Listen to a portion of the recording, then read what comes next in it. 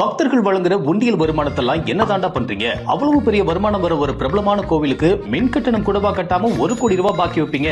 இந்த கேள்விதான் இப்போ சமூக வலைதளங்கள்ல அதிகமா கேட்கப்பட்டு இருக்கு. காரணம், மதுரை மீனாட்சி அம்மன் கோவில் சித்திரை திருவிழாவுக்காக மின்சாரம் வழங்க முடியாதுன்னு மாநகராட்சி ஆணையர் அறிவிச்சிருக்காரு. 1 கோடி ரூபாய் மின்சார கட்டணம் நிலுவையில் இருக்கிறதுனால மின்சாரம் வழங்க முடியாதான். ரம்ஜானுக்காக 240 கோடி ரூபாய் செலவு செஞ்ச தமிழ்நாடு அரசு மீனாட்சி கோவிலோட கரண்ட் பில் 1 கோடியை கட்ட முடியாதா? அறநிலையத்துறை அப்போ எதுக்குதான் இருக்கு அப்படிங்கிற கேள்வியும் எழுந்திருக்கு. இதுவரைக்கும் 1618 கோடி ரூபாய் அரசு கட்டடங்களுக்கான மின்தொகை செலுத்தாம இருக்கு. இதெல்லாம் இயங்குறப்போ இந்த சித்திரை திருவிழாவிற்கு மட்டும் மின்சாரம் தடை செய்யறாங்கன்னா இதுக்கு காரணம் தமிழ்நாட்டுல ஒவ்வொரு இந்து பண்டிகையிலையும் திருவிழாக்கள்லயும் ஏதாவது தகராறு பிரச்சனைகளை உருவாக்கி விழாக்களை தடுக்க நினைக்கிறதா இந்த அரசோட எண்ணமா இருக்கிறதாவும் குற்றச்சாட்டு எழுந்திருக்கு. திருநெல்வேலி நெல்லையப்பர் கோவிலுக்கு சொந்தமான நிலத்துல வணிக வளாகம் கட்டி பணம் பார்க்க நினைக்கிற இந்த அரசாங்கத்தால இந்த தொகையை கட்ட முடியலனா ஆளுக்கு 1 ரூபாய் போட்டு 1 கோடியை கட்டி மின்சாரத்தை வாங்கிக்கிறோம். அறநிலையத்துறை இனிமேல் கோவில் நிர்வாகத்துல தலையிடாதீங்கன்னு மதுரைவாசி மக்கள்லாம் கொந்தளிச்சிட்டு இருக்காங்க.